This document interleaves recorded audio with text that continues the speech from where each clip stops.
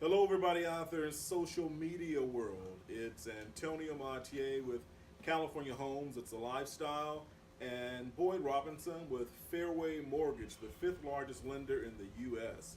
We are here today. It's Financial Fridays, so we have some really good information for you today, and hope that you will enjoy this segment. So we're just going to dive right in. I want to talk about, first of all, before we hand it over to Boyd, sent out a couple of Facebook posts, Twitter, LinkedIn, and YouTube about purchasing investment property. Owner-occupied units from 1 to 4 units, occupying one of the units, and using that as a way of purchasing a home to achieve your home ownership goals. And also having the other subsequent units, you know, if it's a duplex, it's another unit. Triplex, it'll be 2 additional units, and fourplex, it'll be 3 additional units to help support the mortgage payment that you would incur. It's a great way for you to jump into home ownership, right, Boyd? Absolutely. And have some help with paying that mortgage. The good thing about buying 1 to 4 units, as we pointed out in the presentation online, is that you can purchase these properties with 3.5% down, FHA financing, as long as you occupy one of the units. So check out the posts that we put up, and if you have any questions, feel free to give us a call. We'll be more than happy to show you some properties, as well as answer any questions regarding financing. All right, great way to create some wealth, great way to purchase your first home with subsidizing of your mortgage payment.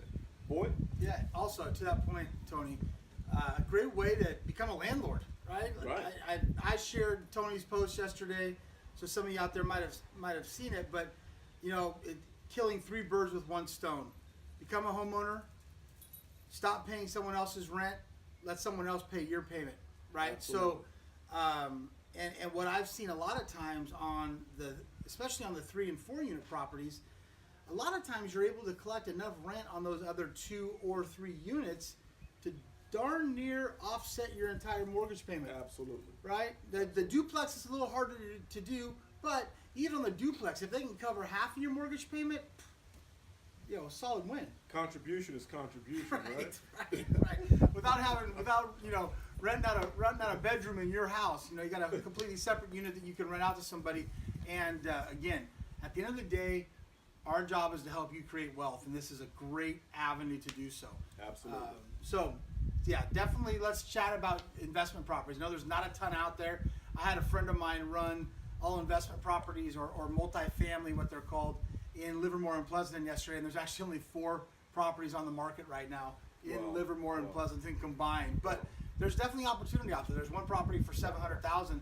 That's a duplex that I think would be a good opportunity for somebody to get into to a property, and I believe the second unit is rented out for like $2,400. Yeah. So yeah, great way to offset your mortgage payment, get into home ownership, and become a landlord. Absolutely. Check it out, folks. Yeah, totally. So the one thing I want to talk about today, and Tony's gonna supply the link to this actual presentation, because there's a lot of numbers and that type of thing. So I don't want to get too bogged down here. But what I want to talk about today is a concept that I've shared in the past called cost of waiting. And basically what that is what is it costing you to not purchase today? We're going to make some assumptions on these numbers today, but the assumptions are pretty well validated just based on what's been happening over the last couple of years, right? So what I want to chat about is, if you bought a house a year ago, if you buy a house today, and if you wait a year, again, based on some assumptions, what those numbers are going to look like. And I think you're going to be pretty floored, especially those folks that were on the fence about buying a year ago and we're going to just wait for values to ease. Values aren't going to ease. They're not going to ease. It's not going to happen, folks. Yeah, even if we hit this so-called dreaded recession that we may be seeing at the end of next year or early 2020, there's still a good chance that values could hold strong. Just because we hit a recession interest rates probably will get better, but that doesn't mean values are going to take a hit. That's right. That's right. So, so just to kind of give you guys an example, don't worry about writing this stuff down. The link will be provided. You guys can have access to the presentation I'm even going to throw a little bit of a video in the presentation to explain some of the numbers that we're looking at. So I'll probably talk about some of the same stuff that I'm doing now. But we're going to make the assumption that you were in the market a year ago to buy a home, but for whatever reason you weren't ready to do it. Or you just thought that it was going to get better, rates were going to get better, values were going to slow down, maybe even values were going to go down, and you were going to be able to buy down the road because it was going to be cheaper. So making the assumption that you were looking at a $500,000 house a year ago, June 2017. And this scenario is based on an FHA loan, 3.5% down.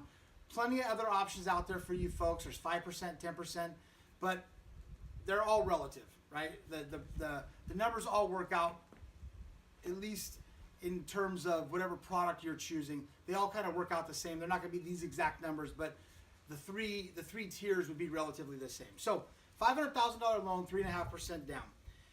At last year, about this time, the interest rates were below 4%. 3.875 would have been a decent rate on an FHA loan. That would have given you a payment of $32.47 and 57 cents. That's all in. That includes your property taxes, your hazard insurance, your principal and interest, and your mortgage insurance. Okay, $3,247.57. Let's jump forward a year.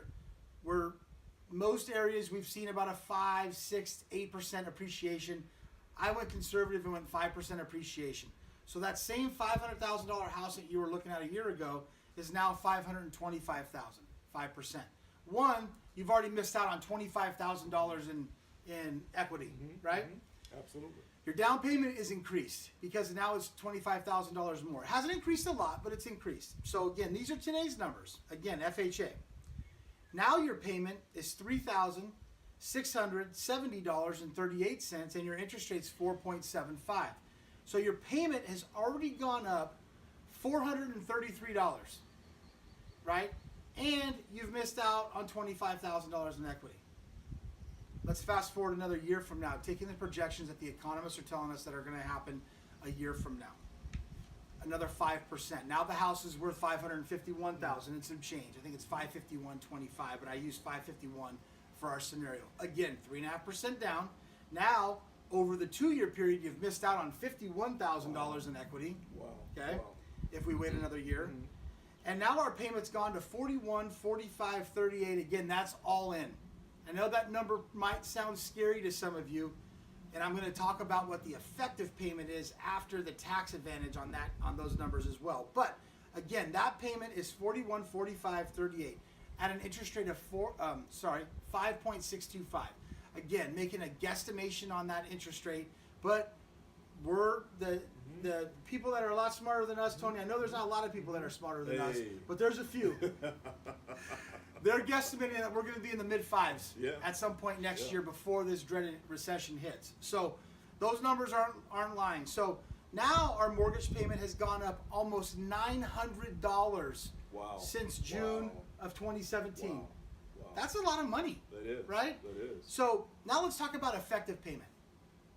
Okay, because when I run this scenario, and you guys can see it online when you click the link, I run the scenario that your rent payment was $2,800. Some may pay a little bit more, some may pay a little bit less, but again, the numbers are relative. Mm-hmm. With the standard deduction for a married couple for 2018, not for 2017, for 2018, your effective rent, because you can take that standard $24,000 deduction off of your income, your effective rent is going to be $2,240. Okay, so that's what your effective rent is after your standard deduction. Going back to our first scenario, if you would have purchased in June of 2017, your effective mortgage payment, even though it was $3,200 and some change, the effective payment was $1,831. Wow. $1,831 after your mortgage and property tax deduction. Okay? Let's talk about today. Your effective payment on a $525,000 purchase, $2,184. Wow. Still less than your rent. Wow. Your effective payment is still less than your rent, right? You can't rent.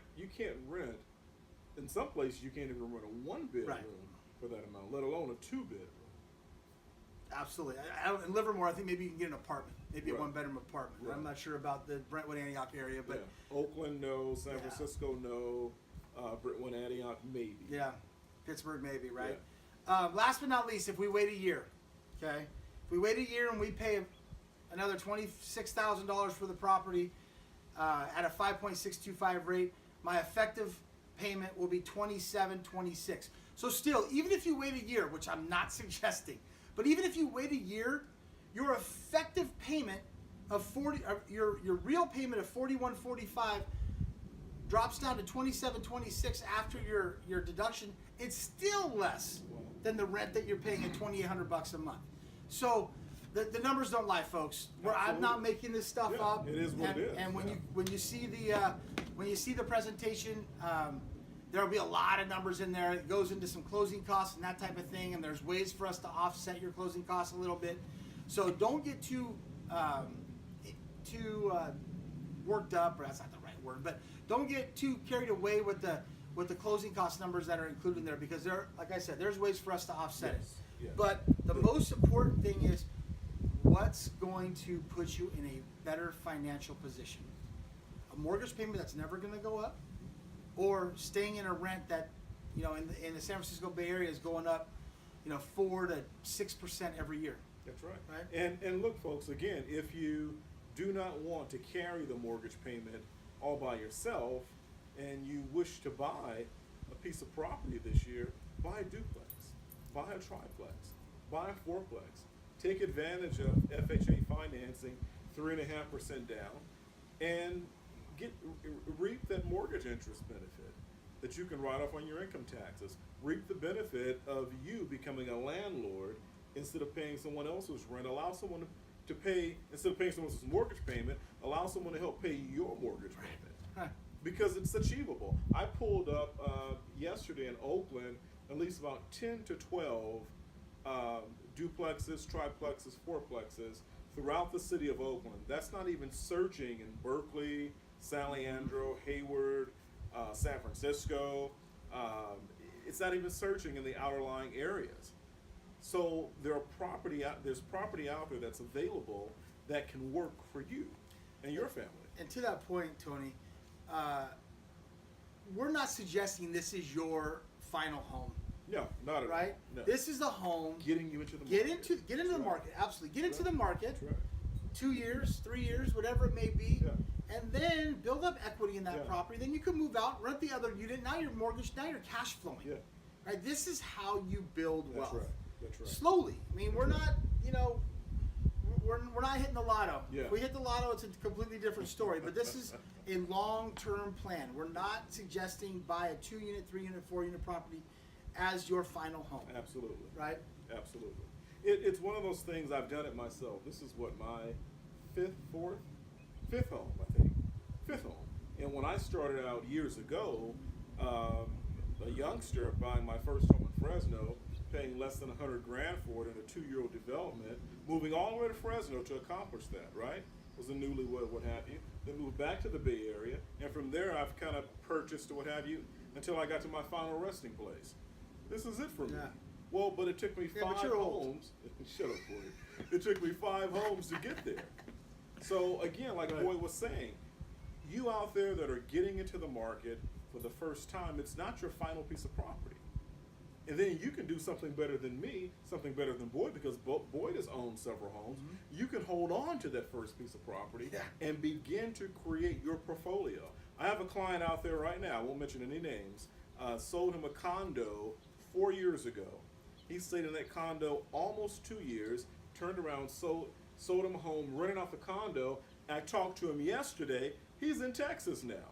So now he has 2 pieces of property under his belt. He has a condo on Vernon Street in Oakland around Lake Merritt, and he has a home in Oakland as well that he's renting out with a positive cash flow. It's achievable. Not even 5 years has passed by. Yeah. It's achievable, folks. So again, take a peek at these videos in your spare time. Any questions that you may have, concerns, scenarios that you want to run by myself and Boyd, let us know. We're here to help you. We really, really are. We want to see you become a homeowner in 2018. That's why we entitled this Homeownership 2018, not 2019. Yeah. Not 2017. Not 2017. Not 2020. 2018. Why 2018? because 2019 and 2020 property cost values are going to be out of this world. They're already out of this world. They're increasing. They're not decreasing, as we already spoke about. We keep telling you folks that it's not going to get worse. It's not going to get better. It's going to get worse. So hop into the market. Make it happen for you and your family. You can do it. We have the utmost confidence in you. Also, make sure you take a look at Tony's page on the properties that he ran a couple of scenarios on yesterday.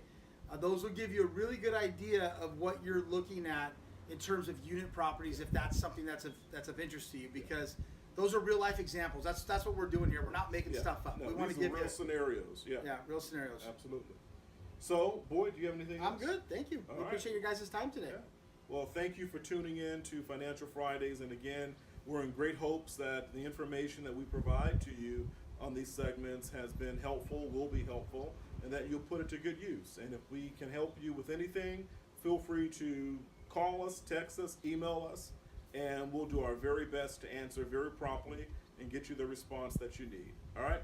Thanks again for tuning in, folks. And Boyd, thank you again. Thank you. Make sure you guys check out the link that we're going to supply. It's a mortgage coach presentation, and it'll give you a ton of information on what basically the numbers I gave you today. Cool. Thank you. Thank you for tuning in to Financial Fridays, folks. Have a good weekend. Happy Father's Day. Oh, yeah, happy Father's Day.